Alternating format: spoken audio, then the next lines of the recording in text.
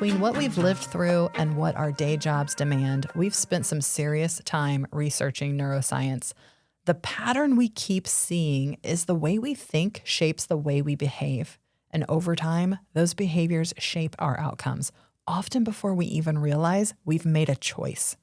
So in that research of neuroscience, it opened the door to neuroplasticity, habit loops, stress responses, microdecisions, all the brainy stuff that explains why just try harder is a trash strategy. In this lab, we're rewiring habits one experiment at a time. Welcome to I² Lab.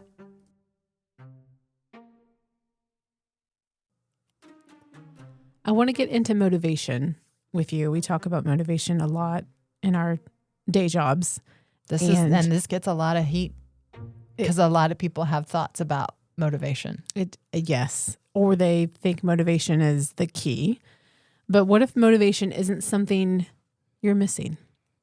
What if it's something we stopped trusting altogether? Is my thought. Because a lot of people blame motivation.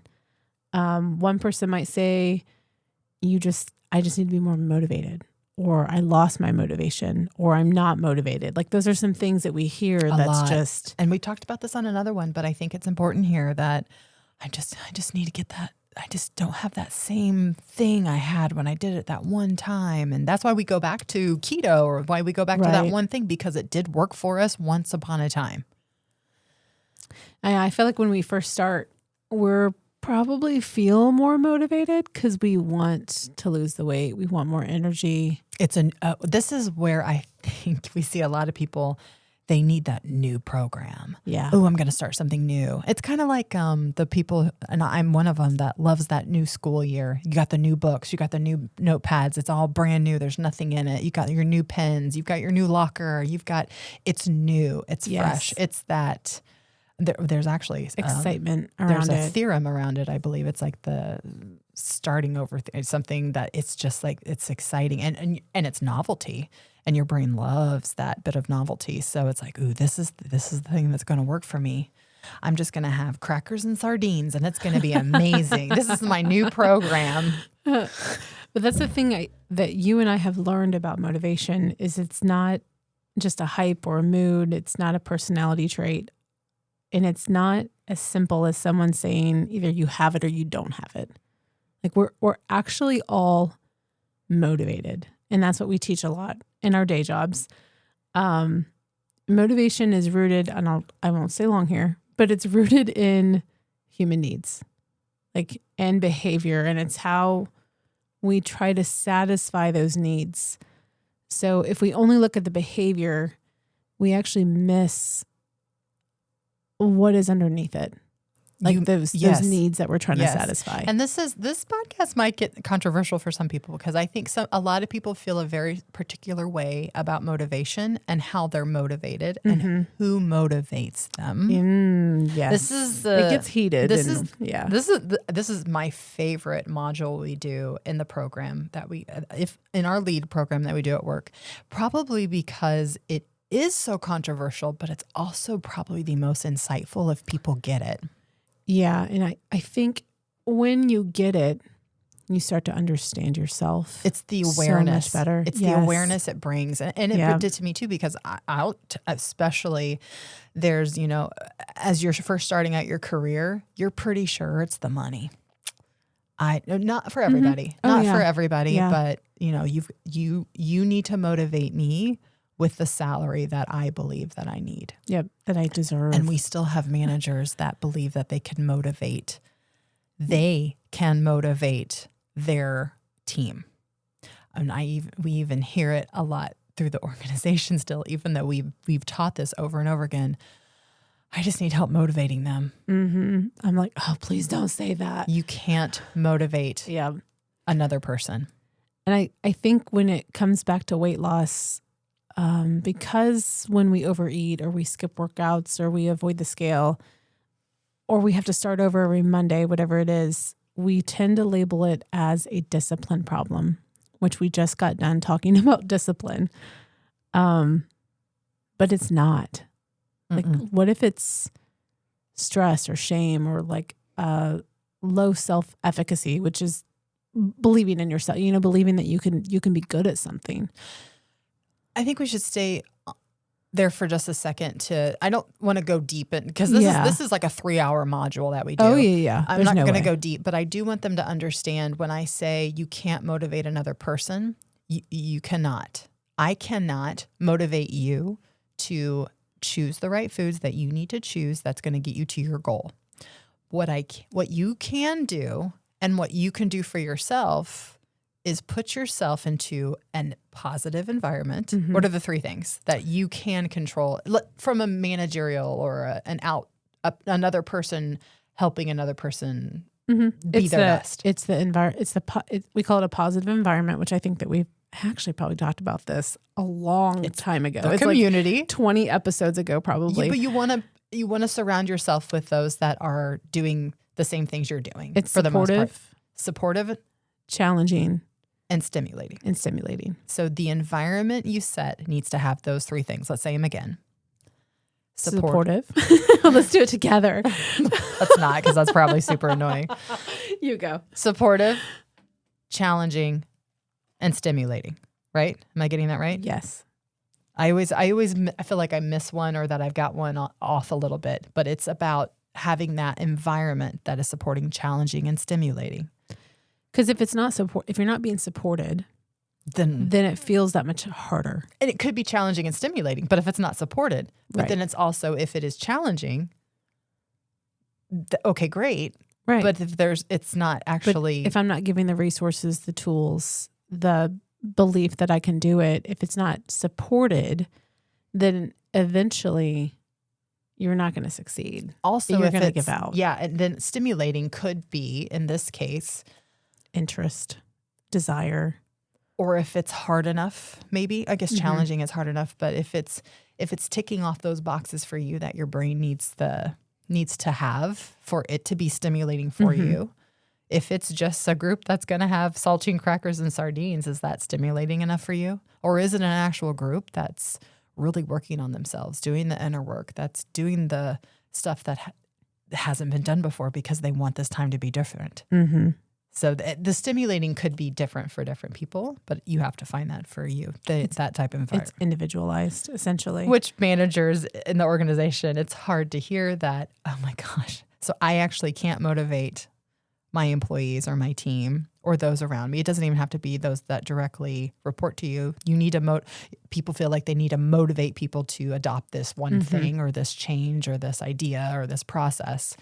But what you have to do is facilitate the environment that is supportive, challenging, and stimulating. And in fact, when people attempt to motivate others, it can typically it can come off as demotivation. Like you're demotivating them. Yeah, this is the other part of the module that is a little bit of a mind shift, is that you cannot motivate another person, but you actually can demotivate another person. Yes. Which is, it sounds like impossible. It sounds like a bunch of like frilly stuff, but there's examples. In the module at work, we go through some motivational myths, and it really does help people understand what we're talking about. So I flipped it into some motivational myths on weight loss. Yeah. You want to get into it? Let's do it. Okay. I'm sure there's more than these. Oh yeah. This is just going to get the juices flowing. Yes. So first, motivation is a character trait. So you've probably said it like, oh, he or she is just motivated, or I hear it as discipline too. Yeah, that's true. That's true. Oh, she's just disciplined. Yeah. Which we just talked about. Or I'm not a motivated person. Like, I'm just not motivated. She's just good at this because she's super disciplined. Right. And it sounds innocent, but it's actually kind of dangerous, because your time motivation is part of somebody's identity, which we just got done talking about it. So motivation is described as an internal state, which I think that's what we're trying to get to. Because if you think of it as just, it's dangerous because we make motivation part of someone's identity, but that's when we stop looking at what's actually influencing it. What is the environment that's influencing it? You stop looking at that because it's just a part of who you are. That's not true. Because what you do see in somebody is their behavior, what they're doing.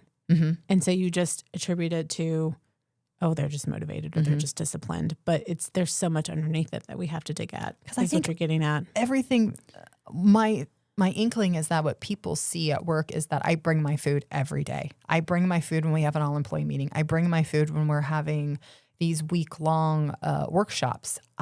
Even though food is provided, 9 times out of 10, I have brought my food. So that's what people see. And I have my water bottle with me at all times. I think that's really the only two. Maybe there's more that people see. It's like you don't trust that they're not poisoning you or something. Of course. I don't. I also don't trust myself to weigh out 180 grams of sugar. It's always a buffet line, always basically. A buffet. Yeah, and you get to choose. And it's hard to eyeball that stuff sometimes. Yeah. So I don't like doing that more than one day at a time. Yeah. I can do it if I know we're having like tacos or something, then I'll be like, you know what, I'm good. I'm not going to bring my meal this day. I'm going to shock everybody. Everybody's going to freak out because I'm going to get in line. Whoa. But I actually don't get the dessert. Yeah. You know, never. I don't either. Well, also, it's just been sitting there for hours, the open air. That's what I tell myself. And there's hundreds of people around. Yes, it looks still, that strawberry shortcake with whipped cream on top with the mint leaf sticking out of it looks delicious. So pretty. It's so pretty. So pretty. But I would, and then I just I have this massive amount of food that's just protein and I don't know, lettuce. I don't know. That's not all I eat, but I lick that plate clean. But a lot of people will only get like, anyways, they'll only eat like half of their actual entree, but then they have the dessert. Yeah. So anyways, that's what I think people can see, but there's more too. There's way more. Yeah. That's the behavior side. That's the behavior side.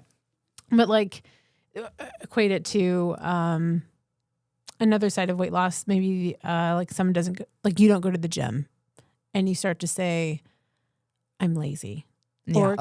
Or it could be I eat off the buffet like you were just saying. Yeah. And I just can't make good decisions around here because this is what I'm provided. Like this is the free food that's given me. And we talked about that. It feels so victim to me. And I don't know if other people see that as or feel that as much as I do. I have a strong reaction to that victim.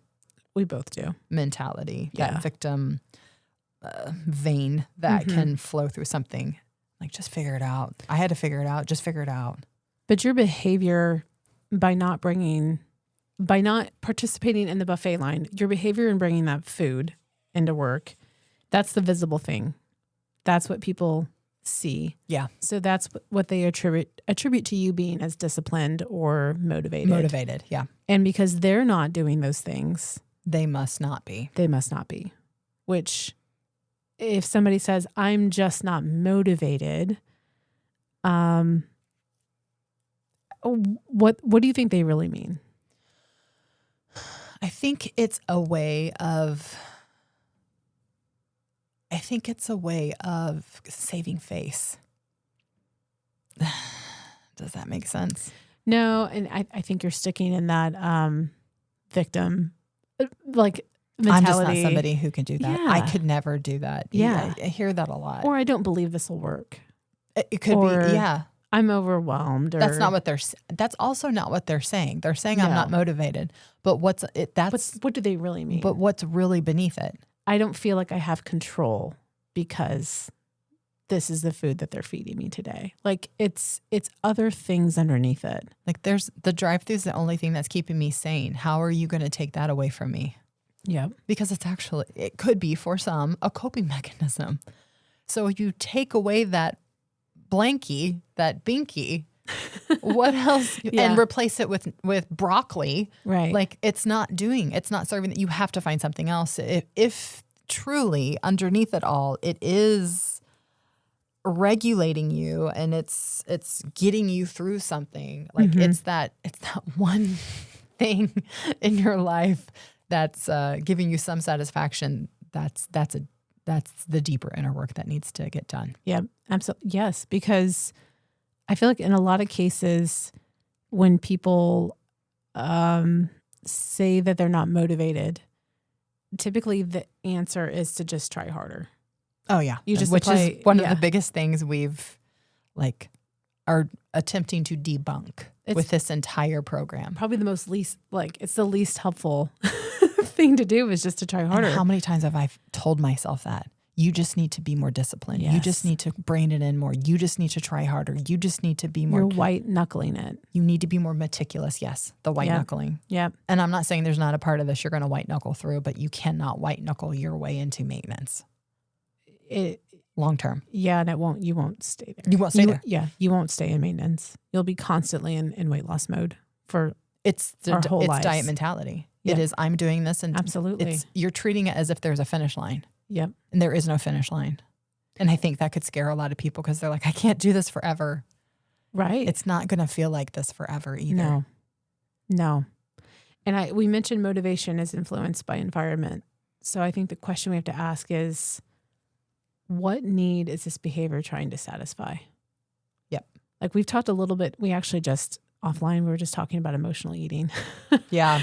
Like it might the workshop Yeah. in July is going to be around emotional eating versus addictive eating. Get excited. I know. There's a lot of different things that happen in the brain. Like, so emotional eating does what? Just really high level. Like emotional eating satisfying a need, a deeper need. Right? Like comfort or relief. Connection. Connection. Being a part of the tribe. We said that. It's a reward. Mm-hmm. Boredom. So it can go all of those things, but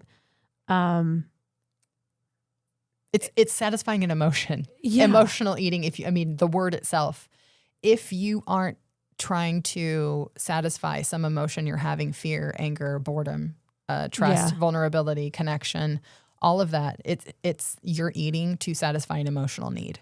Yep. That's not getting met. And then I'm trying to think of other things that we do outside of emotional eating in weight loss, like avoiding the scale.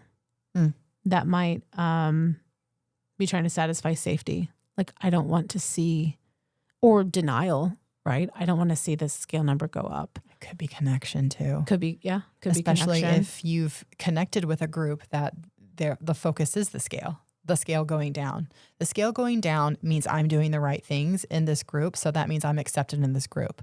As soon as the scale stops going down, am I part of the group? Right. No, I'm not. I'm an outcast. I'm no longer doing what I need to do. And that's when people stop participating in the group. Yep. And that just goes to show you that every behavior isn't helping us. If you find, it has a good intention. Oh, absolutely. But it's not, because you're trying to be safe. You're trying to belong. I mean, there are positive intentions there. Yep. But the behavior itself is hurting you. Really hurting you. If you find, this is just a kind of a yellow light, a yellow flag, whatever you want to call it. It's not quite a red flag, but if you find that you're starting to withdraw or you're hiding in some way, that's something to get curious to and towards too and turn towards. That's what I was going to say. I think it takes us out of, I think we have to stay curious because otherwise we're just ashamed. You're in shame. You're in shame. Shame is isolation. Shame does a whole bunch of stuff to our brains. And obviously staying curious is the way to change. Like change gets possible through curiosity, but I know that you have a big a big piece of the shame side and what it really does to affect our brains. It does. What happens in the brain during shame? So this is a little neuroscience-y for those, but we won't go super deep. I won't go super deep. I asked for it. So. Yeah. When people move into shame, the brain begins interpreting the situation as a threat of some way. And that activates your amygdala. That's your threat detection of the brain. That's the part of the brain that isn't thinking long-term, that isn't goal-oriented, that isn't the best at making the most logical decisions. It's that part of your brain that doesn't allow you to be your authentic self. It is very survival. It's very survival. It is threat detection. It is emotional reactivity, and it's protection. And the brain moves from like a growth mode, like I'm curious, into just survival mode. And we all get a certain way when we're just in survival mode. I'm not my best if I'm just trying to survive. If I'm reacting from hurt or fear and I'm just trying to survive, I'm not my authentic self. No. Your prefrontal cortex, we talk about both of these, that it becomes less effective when you're in shame. And this is huge. The very part of the brain that's responsible for planning, which is food prep, which is getting my water bottle, which is long-term thinking that you have to do in weight loss mode. That's why this work is so hard. That's the problem-solving part of your brain. That's the self-regulation part of your brain. That's the future thinking. It becomes less available when your amygdala is activated.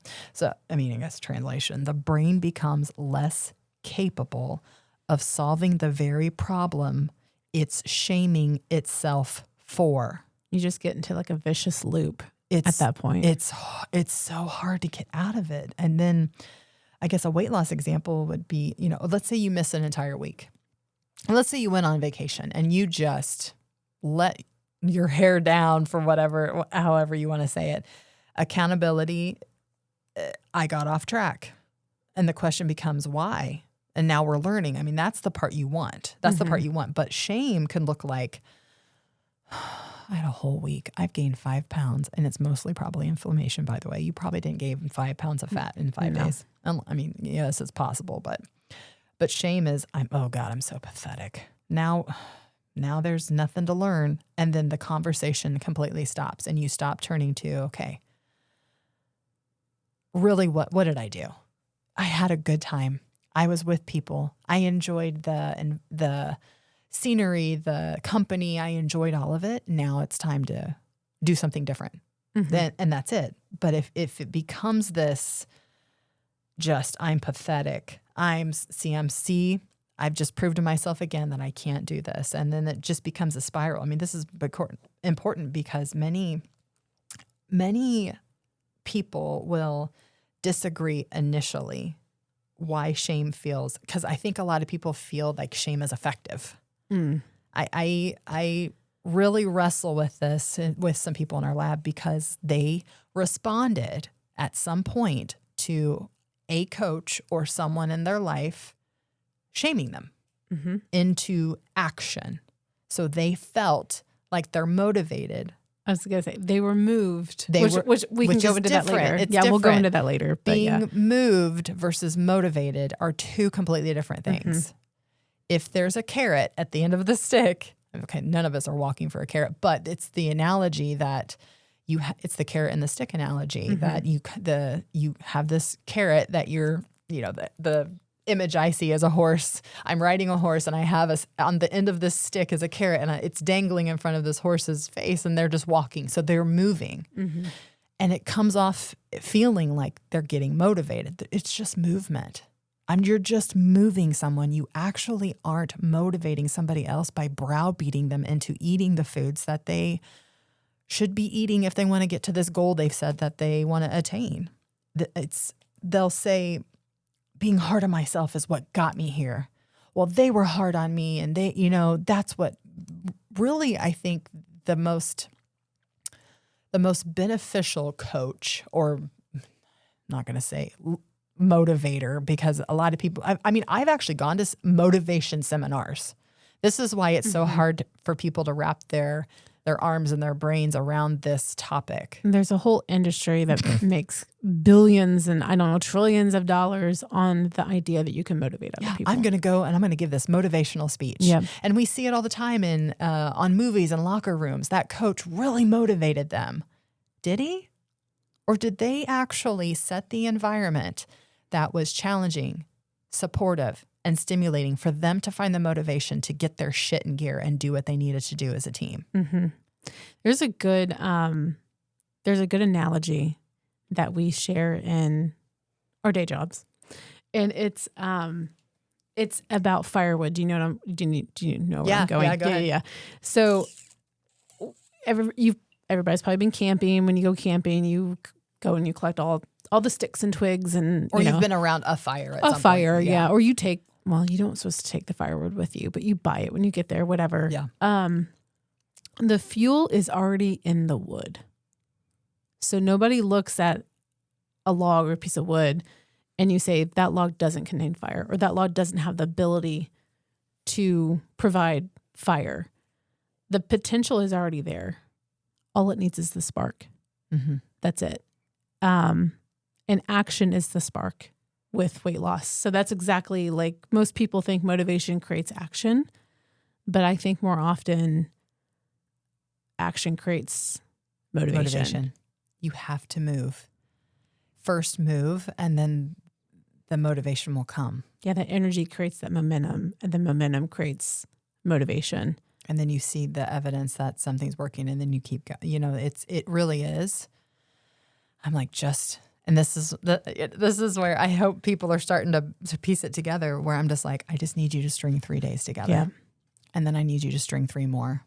And you're not going to want to do the 3 days. You're just getting the momentum going. I'm just getting you going. Yeah. I'm getting you moving. I need you to just start, because then I know you don't feel motivated. I know you feel like you can't do it. I know you feel like you're pathetic, and here we go again. And it's just going to be the same result. I need you just to blindly do this for 3 days.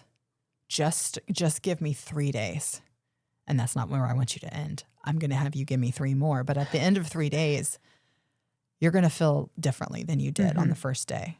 On the first minute of the first day, you will feel somewhat different. I'm not going to say you're going to be motivated. You might be. You might be. You might be. You might be, because similar to your locker room example, that coach just provided the spark. That's all. That's all he did. They were already motivated. If they weren't motivated, they wouldn't be a part of the team. They wouldn't be out on the field. Like, it's already there. They just needed a spark, essentially. And I think back to the weight loss example, if you string 3 days together and then you string 3 more days together, you're going to have a spark.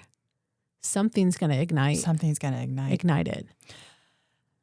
What I think people really get confused about is that it did, maybe the shame did get them going at one point. Yeah. I'm not saying that it doesn't. I mean, did shame get you moving? Maybe. Did shame keep you going? No. It could have kept you going for a period of time. But if it actually kept you going, you would have lost your weight once, and then you would be maintaining it. And there is millions of proof. 98% of people gain their weight back within the first 2 to 5 years after they lose it. 98%. Not even 2% anymore are maintaining it. Because shame often does, I just need somebody to hold me accountable. That's different. If someone's holding you accountable, that's different. If you're holding yourself responsible for your actions, that is different than shame. Mm-hmm. It is completely different. Shame often creates urgency, panic, reaction. So it could get you moving, no doubt.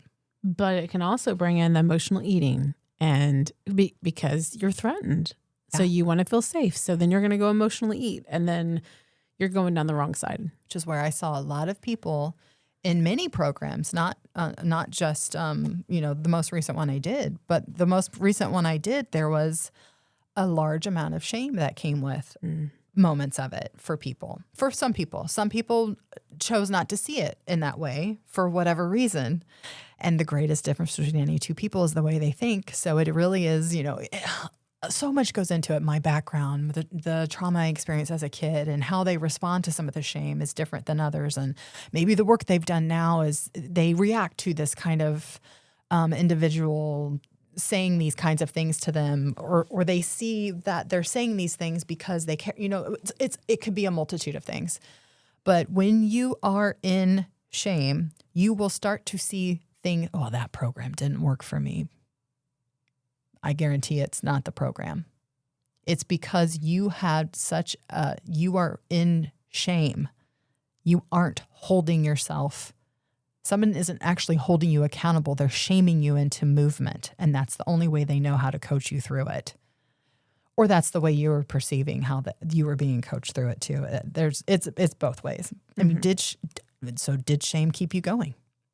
I would say 98% of the time, no. because that's what the stats show. The data doesn't lie.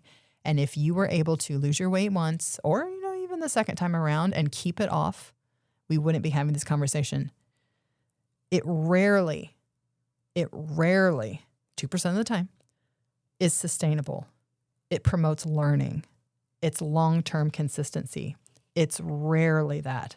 Rarely. Many people have used shame so long, they do mistake it for motivation. I think that's important to acknowledge here. What they're actually experiencing is threat motivation. The brain is trying to escape discomfort, not build a future. I want you to be proud of me. I don't want to be called out in this meeting. I don't want to be the one that they say that didn't lose weight this week. That could be shame, depending on how those weights are talked about. I would be careful in even calling it threat motivation. Yeah. Because it's still an external threat, basically. Maybe it's just a threat. It's not threat motivation. Yeah. It's still a threat. It's you reacting to an fear external or hurt. Stimulus that is getting you to move, to survive, essentially. The two most basic emotion that is why we do things, it comes down to two basic things. And we usually will do something out of fear or hurt. And sometimes it's both. I don't want to be afraid. I don't want to get hurt. I don't want to be seen as not being a part of this group, which is fear and hurt. So it's more than likely, usually everything comes down to those two things. And sometimes it's both of them. What's another myth? What about if I'm not doing it, I must not care enough? Like if I really wanted to lose weight, I'd be doing the things, right? But I'm not. I'm like, but wanting something and believing your actions matter aren't necessarily the same thing. This made me think of, we've talked about this before, the motivational myth of learned helplessness. Yeah. Talk about that a little bit. Yeah. So it's basically, we have 3 illusions of motivation, which we have talked about. I just wanted to bring motivation all in one area.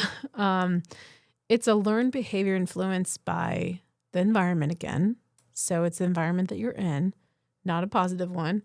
It can make somebody feel incompetent or powerlessness because they've learned that they have no influence and support. So they don't have that positive environment. So if they don't have the support, then it's like nothing I do matters, essentially. Yeah. And this is from a study that I don't love with dogs.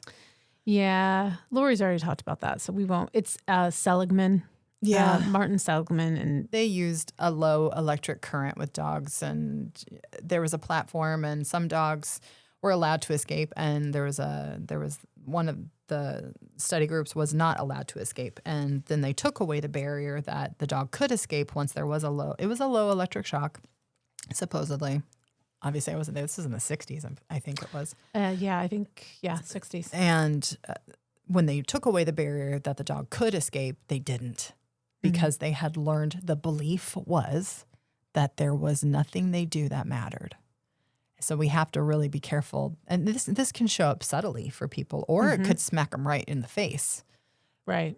Once you see it, it might smack you right in the face. But you may have been doing this for a lot of renditions of going around this mountain. Well, if you believe nothing you do matters, then you believe nothing you do matter. Like it's true. It's your perception. And let's play this out. What could this show up as? You start a new program. Yep. You get a food list that you should be eating. Oh, this is different. Oh, this has got to be the magic sauce. This is the secret sauce.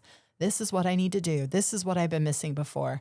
And then you do week 1 because you're so excited about it. There's novelty behind it. So you've got all your food. You've got all your tracking. You've got all your stuff ready to go. You've got your water bottle. You've got all the things you need. That maybe it's a program where you do a shake in the morning and pills in the afternoon or something. You've got everything. Whatever it is all ready to go. It's like the new school year thing. Yep. And then week 2 comes and, okay, we're doing the same thing again. Sometimes people week 2 are still pretty like, okay. But typically it's somewhere around that 3 to 4 week mark. The newness wears off. Yeah, it's totally worn off. You see 5 pounds drop the first week or maybe even more. But that second week, it's typically not as much. So that Your also... body is adjusting. It's trying to figure it out. It doesn't have 5 pounds of fat to lose every week, guys. Yeah. And by the way, you didn't lose 5 pounds of fat that first week anyways. Water. And inflammation and all that stuff. And then third week comes and it's just like, it just loses its luster. Mm-hmm. And you're like, see, you start the pattern if, seeking. If behavior. you have a learned helplessness going on subconsciously, that's when your brain's like, see what all this effort for what? You're only losing a half a pound? God, you're giving up so much. You're changing your social structure so much. These people aren't even going to look at you the same way. How are you going to fit in?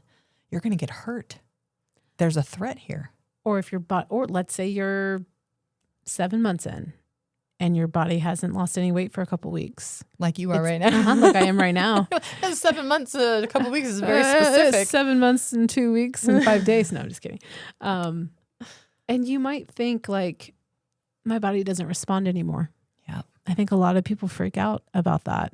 I think a lot of people think that their situation is so different from others. Yeah. Well, you guys don't know me. I've got this medical thing going on, or Yeah. you don't know me. I really am different from everybody else. You've had friends say to you like, "Oh, my body doesn't lose weight that way." Oh, or yeah. something like that. And Yeah. it's just like, what? Okay. Everybody's body loses. And I weight just the same- smile. And Yeah.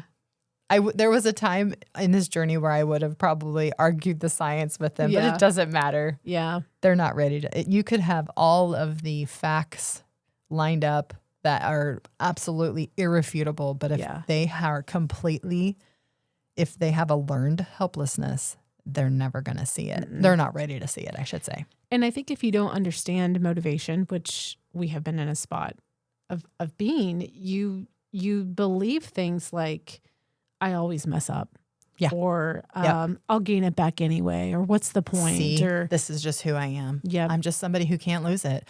Or I had one girl in my VIP that said, look, I'm somebody that loses 15 and 20 pounds and then I just can't lose anything after that. I never have. I always lose 15. The most I've ever lose was 25. The most I've ever lose was 25. And she was over 300 pounds. And that's not science, right? That's a learned expectation. And I immediately thought of this. I was like, yeah, let's cross that. Let's get the 25 off and let's cross that bridge together. Let's get curious. Yeah. Let's get curious with that. Yeah. Yeah. I think small evidence probably. What'd you tell her? She stopped at 25 pounds. Oh, no. No. I know. Oh. I reached out multiple times. She hid. She hid on me.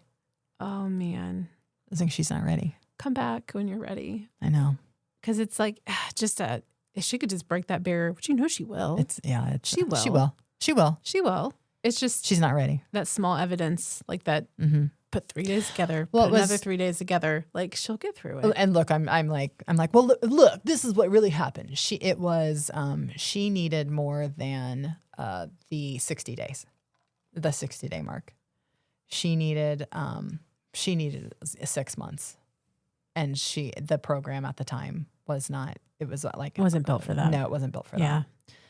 And a lot of people, the danger in programs. Well, and then programs are great. Who wants to sign up for 6 months at a time? Right. You know, that's so unheard of. It's a big commitment. That's what a lot of people really need. There was a grind goal that I did back in 2024, summer of 2024, where we had everybody come in for an in-person workshop, and you actually had to be over a certain weight to even enter the room.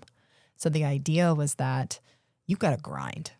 And it's more than 2 weeks, and it's probably more than 6 weeks, and it's probably more than 6 months. And we wallered around at the time, what do we offer those in the group at the end of the workshop that they can purchase? And it's like they really need a year. These people really need a year. So at the time we were like, let's offer 3 months. And then if they up at the end of 3 months, they get it at this certain, like, maybe there's this like 3 month rotation that we could do with this group. If you did the 3 months, you automatically are locked into that pricing somehow. I don't know. there's 2 people that I know from the 60 people that came to the program that are still doing it, which is the 2%. It's just the numbers never lie. The numbers never lie. People are so excited because there's novelty in the beginning. And then it's not just learned helplessness. This is just an example of just one example of what it could have been. Yeah. And what could be happening for you that you're like, is that happening for me? Because it could be subtle for you. Or it could be thumping you right in the middle of your forehead and you just haven't seen it yet. It could show up in a few different ways for people. I imagine that 2% that are still doing it have remained curious and in looking for the tiny evidence that they're seeing. And when I say the 2% that are still doing it from that program, that doesn't mean they haven't gained a little back. No. It hasn't been a perfect stair-step road down. I know the 2 I'm thinking of actually, or not just 2, but the 2% is, they did get almost all the way down within 10 or 15 pounds, which seems to be this part of any kind of weight loss that gets really hard for people. And I'm not sure if it is more so physically than it is mentally at that point. But there's this, I think there's a fear. Mm-hmm. There's a fear there. And that's really hard for a lot of people. It's hard for me to turn to and say that I'm fearful of something because I feel like I want to be seen as somebody who is fearless, but that's not the case. By any means. Being able to turn into the fear, maybe, Yeah. Maybe that's a good way to look at it. Yeah. How can people start even reversing that learned, that helplessness? I think it's it's staying curious. I think it is too. And I think it's giving yourself the proof. Yeah. Looking into the evidence. Yeah. Okay. This is what I've been doing. This is the results I've had. What could I do differently? And this isn't about not holding yourself accountable or responsible, not about shaming yourself. See, it's reflection. Yeah. Yeah. You talk about prepping a lot. When I prep, the week feels less chaotic for you. You don't go off plan. You don't get into that buffet line, right? Like when we have the work meals. So there's evidence for you in what to do and what to follow to stay on plan. And in those moments where I don't want to stay on plan, I've already made the decision. All I have to do is turn in and eat the food I already made when I was a more sane version of myself. Because sometimes you get in the whirlwind of the week and you can't think straight in what you should be putting in your body. And I guarantee it's not grilled chicken and broccoli. Yep. I'm not saying that's what I eat. I use that a lot. It's a safe bet. I actually have never had grilled chicken and broccoli as my meal plan, by the way. You never have? No. Oh, I haven't either. It was great. Why do I sound surprised? I'm like, I haven't either. My biggest go-to was grilled chicken and green beans with bacon. See, that's a little more exciting. I know. With a little bit of barbecue sauce on it. 20 grams of barbecue sauce. Don't get wild and crazy on me with the barbecue sauce. So I think that's how you reverse the learned help. It's with proof. I think it's with the evidence. I think is how you do it. I think so too. See, when I eat protein at breakfast, I snack less before lunch. We don't snack at all. But when I have this meal 1, my meal 2 is, I've already done it. It's like I talk about this in the morning with my VIP group. We get up, we drink our water. It's like making your bed for those who are in weight loss mode. It's not about the bed being made. It's about completing a task that gets you set up for the day. You've already drank your water. Now eat your meal 1. Now you don't snack. You've already done the water and the meal 1. Why don't you just have the meal 2? Now you've done the water and the meal 1 and the meal 2. Why not you just not snack and then still keep going? It's like making your bed as someone who's in weight loss mode is getting that first morning habit stacks together. Yep. Okay, so those are 2 myths. What's another one? I need someone else to keep me on track. We went into this probably a little bit already, but I hear it a lot. It's tricky. I hear it a lot. I just need someone. Don't let me off the hook. I need someone to really just kind of keep me motivated. I need to keep going. I need you to tell me when I'm not doing things right. That's true. But there's a very fine line. There's a difference between holding yourself responsible or someone holding you accountable than to shame you or browbeat you into doing it, to getting moved. So this is a fine line for me. And it's tricky because we talk about community and support, and that's good, but you can't base all your decisions on somebody else. You can't become that victim. What happens the moment it's not there? That's the question. Yeah. When nobody's watching. Because you're not going to be with somebody all the time. How do you behave? Yep. What have you put into place to hold yourself at a higher standard, to hold yourself responsible for your actions? There's another study, illusion of demotivation on this. It's induced dependence, which you have also talked about that one. I think it's important to reiterate here, though. To get here, yeah. Basically, it's when... By Ellen Langer?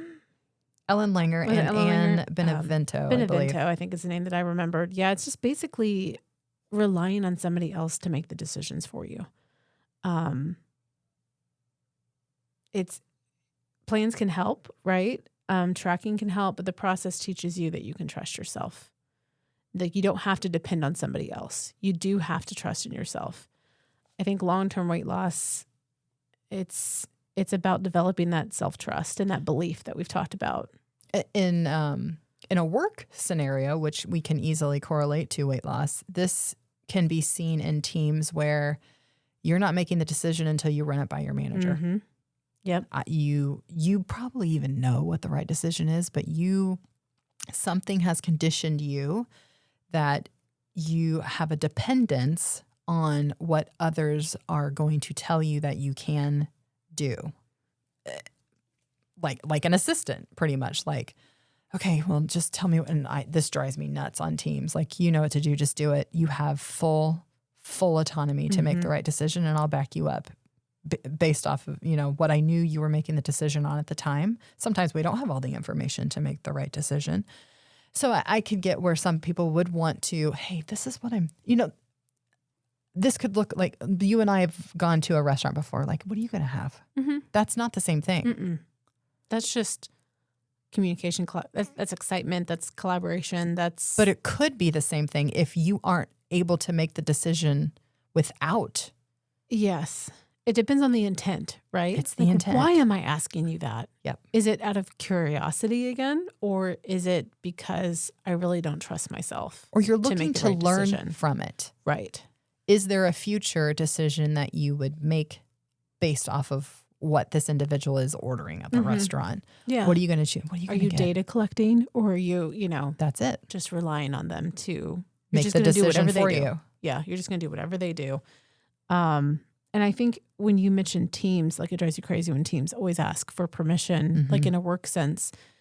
It's, and bringing it back to weight loss too, it's using the support in the wrong way. Is basically, instead of just getting ideas flowing and to learn from it versus getting permission from it.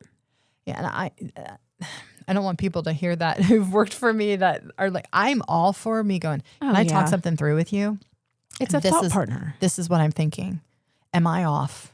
Am I in the wrong direction? What should be my true north here? Yeah. And I think this is where it comes in. What is your true north around weight loss? What if no one was watching? What if you didn't have somebody to spitball with? What would be the best decision that you could make in the moment with the information you know at the time? Yeah. It's not freaking fried tenderloin and fries. You know that. Nobody needs to tell you that. Yeah. Don't search for a different answer. Was there ever a time that you thought that was the right choice to make? I hope not. I'm thinking back. No. With all of the stuff we've done, I'm not saying I didn't have, there was a time where I still had bread and lost weight. I mean, that's not it. That's not it. But you know what food decisions you should be making. Yeah. Or calorie decisions. Knowing better and doing better. Yeah. Essentially. Yep. The fourth myth was rewards will keep me motivated. I actually do believe in some rewards here. Uh-huh. This is what's so, these myths are, it's not that they're not it's not that they're actually myths totally. They're incomplete they're statements. incomplete statements. Yeah. It's this and this is where I wanted to get into the the movement versus motivation piece that I was like, oh, let's get into that later. Yeah. I had it in my head. I wanted to get into it here because we in our day jobs when we talk about this motivation segment, this module, we talk about satisfiers versus motivators. Yeah, let's talk about that for a second. It actually comes from Herzberg. He has a 2-factor theory, and he actually did. I won't go too far down it because I don't want to bore people, but he did a really extensive study over multiple countries, thousands and thousands of people. And what he found was what motivated people was not the same thing as what satisfied them. So this is a work study, but definitely goes into weight loss as well. Motivators are, we've already said it, intrinsic. It's what we want to do. Can you name a few for... it could be work. You could do the work ones first and then we could. Yeah. So work, what he found was the work itself, responsibility, growth and advancement. Those are what motivated them. Autonomy would be mine. Autonomy, the freedom to do whatever I need to do. Another one.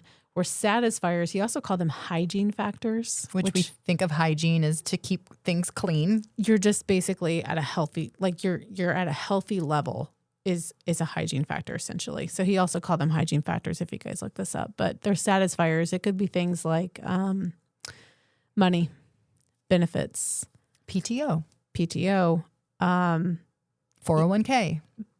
And when you go to work, it's like policies and working conditions and stuff like that. And this is where the conversation gets really heated because there's generally at least one or two people in the room that feel that money is a motivator. Mm-hmm. And it is not a motivator. And we say that. Money doesn't motivate. It is a satisfier. It is not a motivator. And I think where they get upset is because they think satisfiers are bad. Yeah, and that's not true. We're not saying you don't need money. We're not saying benefits is not a great thing and money is a great thing. Like what happens is in a work situation, if a company provides good benefits and they provide a good salary and a good work environment, if they provide those things, it gets you to that hygiene level, right? That where you're satisfied and that you will work for that company because they give you all those great things.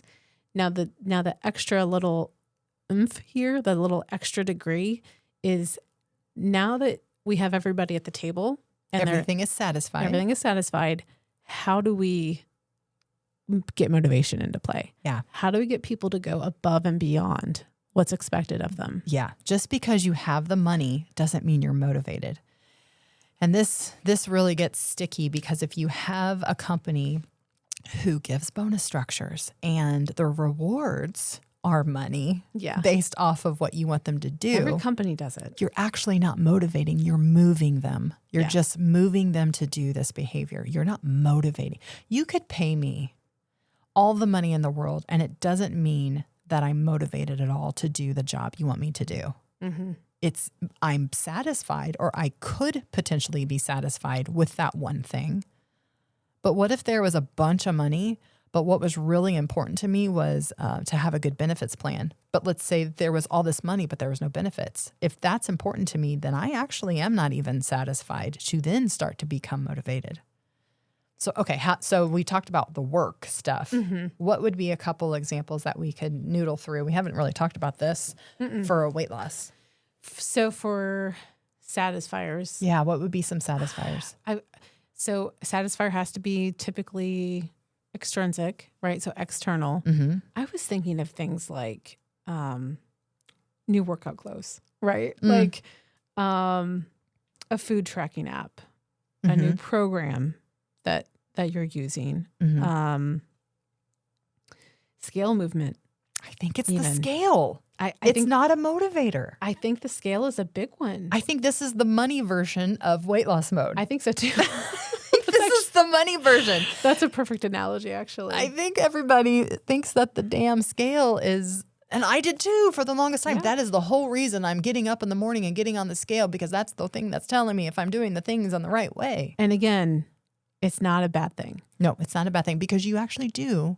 Fun fact, you get a dopamine hit when you do see the scale go down, because not because the scale went down, because your brain sees that you're making progress towards your goal. And I'm sure your brain gets a dopamine hit when you get the extra money too. Like exactly. Same. This is why people struggle in maintenance, because they no longer see the scale going down. So they no longer get that dopamine hit from that scale. So this is where a lot of people will actually subconsciously gain a little weight so they could see that scale go down when they're in maintenance. Yeah. Something to be watchful for. Yeah. Oh, that's interesting. That's a tricky one. Mm-hmm. It's very tricky. Okay, so satisfier, it's scale. I think that's probably the biggest one. Yeah. I think motivators could be like building self-belief, self-trust in yourself, becoming a stronger version of yourself, like feeling physically strong or mentally strong, pride in your consistency and your achievement. It's achieving. I think for me, it's the same as work. I think it's autonomy. It's the freedom I have. Freedom's a big one for you. When I feel good, am I able to move? Am I going to be able to move around and not be on not saying that being on medication is a bad thing, but am I going to need to be on 16 pieces of medication because of the weight? That's different. I mean, some people, things just happen, right? When I'm 80, when I'm 90, when I'm 100. I think, and this is probably what you're getting to too, but I also just thought of cognitive dissonance. We've talked about like people believing in something but doing something else. Yeah. And I think of like, you think of a heavyset doctor or a heavyset nurse, like they know better, but they're not doing better. Or a nurse who smokes or something, like they have that knowledge. Yeah.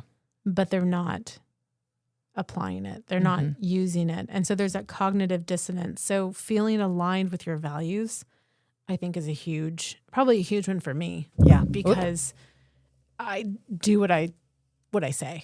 You know, I follow through and I have that integrity, and I'm going to do, and I'm not saying people don't have integrity if you're heavy set, like, but there's that cognitive dissonance that really just tears you apart. Like it's absolutely. I was watching, I think he's a motivator.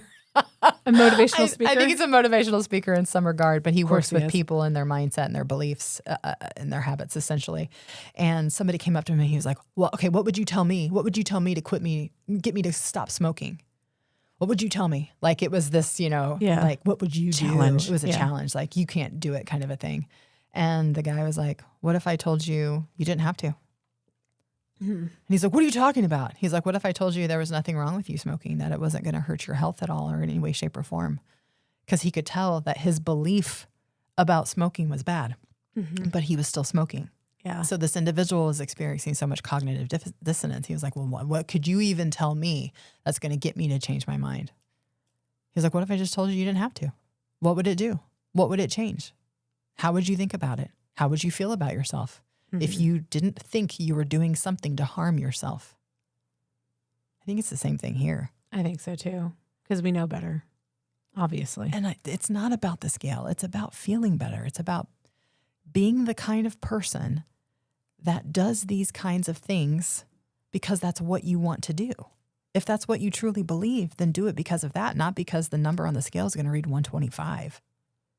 Which, by the way, it's never going to read 125 for me. She should have seen my eyes. I was like, that's not going to happen. In a good way. We want to be strong, right? Yeah. For our height, but it's about the weights on the bar, not the weight on the scale. Exactly. Which is actually, that statement is going intrinsic, right?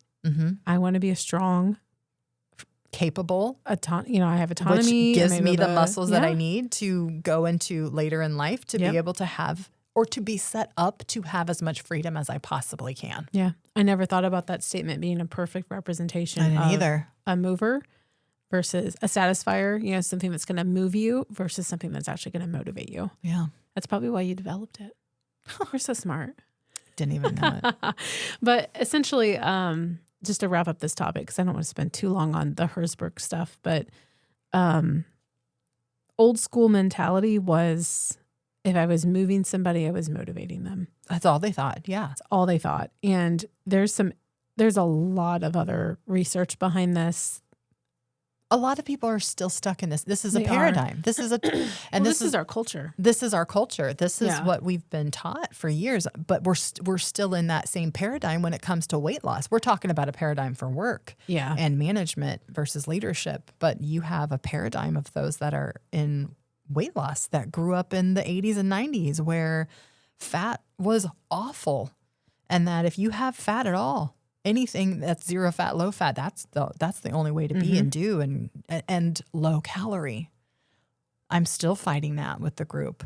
Yeah. I'm begging our group to have more calories, but they don't see that they're also able to still lose weight by having more calories. It's so scary. It's scary. It's so scary.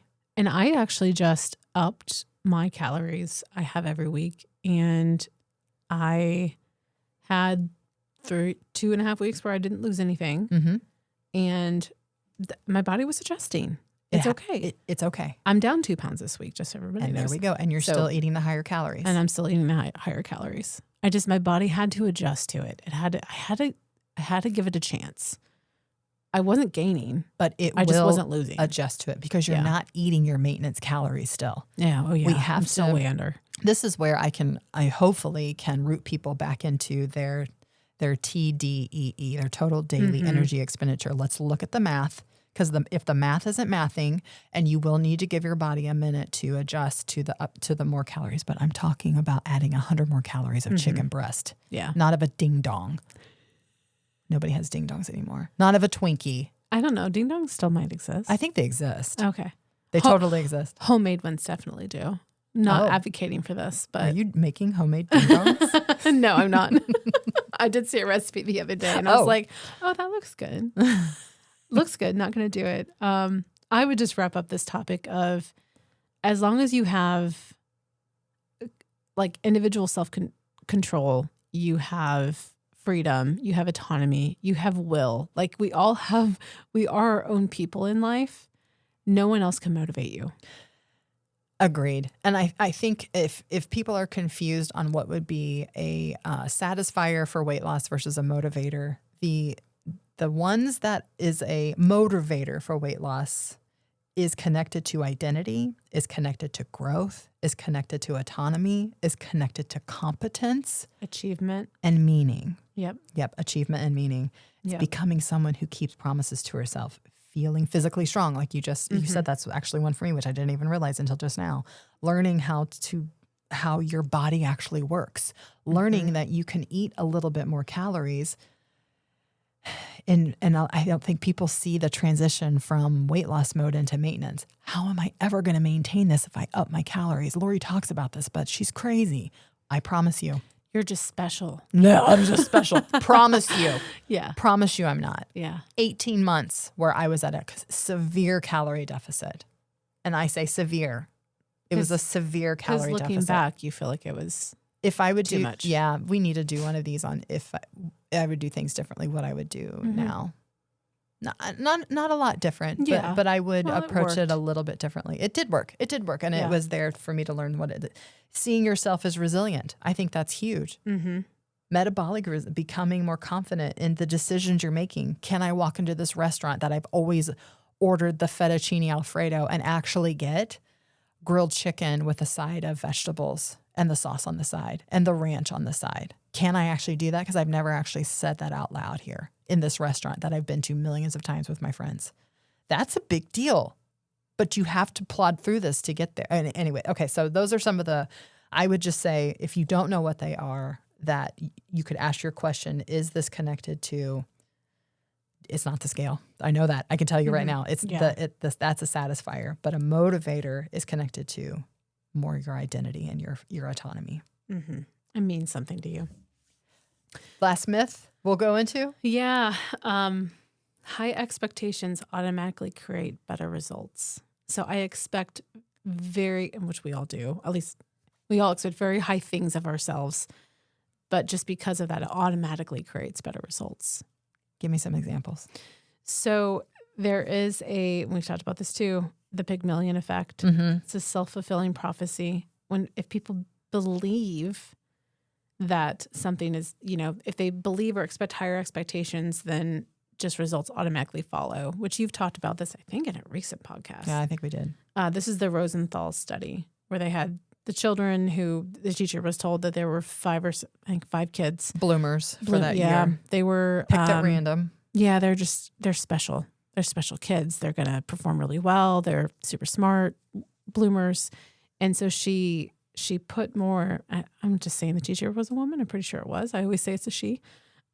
She put more attention to those kids. She called on them subconsciously more. even. Yes. She didn't realize she was doing it. So because of that, and I'll go to positive environment, because of the extra support, the extra challenge, and the extra stimulation, those kids actually did perform better. They were the highest achievers of the group. Yeah. But they got more attention. She spent more time with them. She called on them more. She encouraged them more. There was a plethora of things that she was doing subconsciously. Mm-hmm. That they were getting more attention in a way. But there was this belief that she had that they were those bloomers. So they actually did. Yeah. And I think belief is the key word probably in this one. I think so too. Because if you relate it back to weight loss, expectations, I mean, they could be negative ones like, I always quit. Or I can't go on vacation without gaining weight. Or I'm off track on weekends, or I'm allowed to, like, if you believe those things, then if you believe those expectations, they're going to shape what you notice. Or if I believe I can only lose 25 pounds and then I stop losing it. Exactly. But I know without a doubt that she can lose all the weight she wants, but it doesn't matter what I know. Yep. It's what she believes. And when it happens, she's like, see, I knew it. Yep. Always Told happens you. for me. But little does she know that subconsciously she was withdrawing. Yep. She was starting to loosen the reins here and there. She was starting to not get all her water in and allow only for 1 bottle to be drank instead of 4. Yeah. She was loosening up a little bit, just ever so slightly. And then the scale wasn't moving, and then it started to go in the opposite direction. And then it's just self-fulfilling prophecy. Yep. It just happened.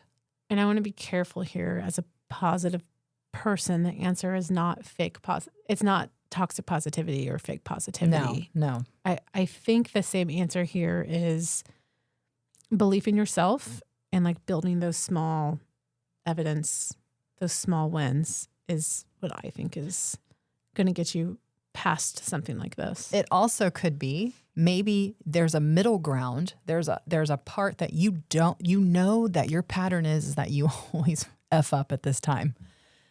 That is maybe when you do lean on a coach a little more to pull you through that time, to give you the evidence, or lean into the community more. Like, guys, this is the part where I usually mess up, but I'm going to do things differently this time because this time is going to be different.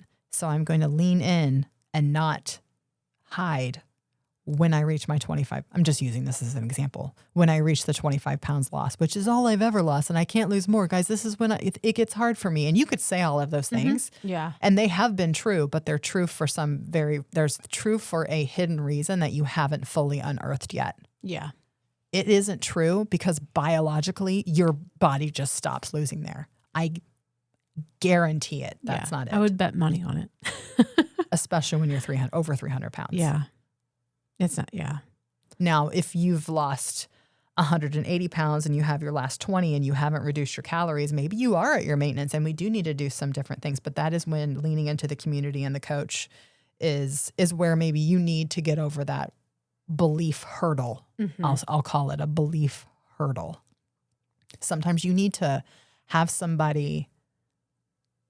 This is where you were going, not toxic positivity, but maybe it is a little bit of a fake it until you make it. Yeah, we talked about that before. Like the actions create motivation. Yeah. In this case. So at that 25 pound loss, we're going to just really turn. We're going to get real curious into what you're doing. We're maybe going to tighten up the reins a little bit for the next 10 pounds. And then we've got lots of evidence that you can lose 35. But then we have to be careful because you can start to change your belief a little bit, but also in a way that it's still going to support your narrative because, well, okay, maybe it's the 35-pound mark. Maybe I'm different now. Maybe it's at the 35-pound mark that I can't lose anymore after that. You have to be careful with that. Right. Sometimes you could blow right past that belief hurdle, and then sometimes you still need to lean on somebody to really drive in the evidence. I think that's where the community is so important, though. It really is. Honestly, because we can all have some crazy thoughts in our head, and we need an environment that's supportive, challenging, and stimulating. Yep. That can challenge those thoughts because it's the motivation. I think if motivation came first, if we could just say, light that spark and just if you could control that and just, now I'm motivated. Now I'm going to do all the things I should do to make this happen. Yep. It's the other way around. Mm-hmm. You have to consistently do all the things you're supposed to do. And when you start to see the evidence, then the motivation comes. Yep. Motivation isn't something that can just be applied. It's something you have to, in your own head, figure out and create and discover what it means to you because it is individual. We all are motivated by the same things, but you have to decide when to turn, when to ignite that spark, when to turn. We have another light switch analogy. Yeah. When to turn on the light switch because somebody else can turn. Okay, I'll go there. I want this to make sense. We also describe motivation as the electricity in the walls. Yep. It's always there. Whether the light switch is off, whether the power is off or it's on, there's still electricity in the wires in the wall. And we say demotivation is if somebody walks by and they turn your light switch off. Mm-hmm. They just turned it off. The lights are no longer on. You're demotivated. However, the electricity or the motivation is still in the wires. It's still within you. You get to decide when to turn the switch back on. You decide when you're going to get motivated. That is within our control. It's within our power, which is just, now I'm just on a soapbox, but no, but I think this shows up as all exciting. It is. And I believe for a lot of our audience that there's an all or nothing thinking that's how that shows up in. Even for themselves, it's not always somebody else that turns off the light for them. I think they turn off the light for themselves. Yes. And they are the ones that also can turn it back on because nobody maintains. Only they can turn it on. Only them. I can't. I could rah you all day long. You're just hitting the light switch. I mean, you're slapping the plate. But you cannot turn that back on for them. I cannot turn it back on for you guys. And I'm telling you, nobody maintains a significant weight loss because they never mess up. I'm going to say that again. Nobody maintains a significant weight loss because they never mess up. They maintain it because they notice faster. They adjust faster. They recover faster. They don't spiral. They don't shame themselves. They do hold themselves accountable and responsible, but they hold themselves accountable and responsible to make they don't miss twice. You can miss a couple times. Right. You know what I'm saying. It's what you do when you get back from the barbecue vacation. Until next time, stay curious. Keep experimenting.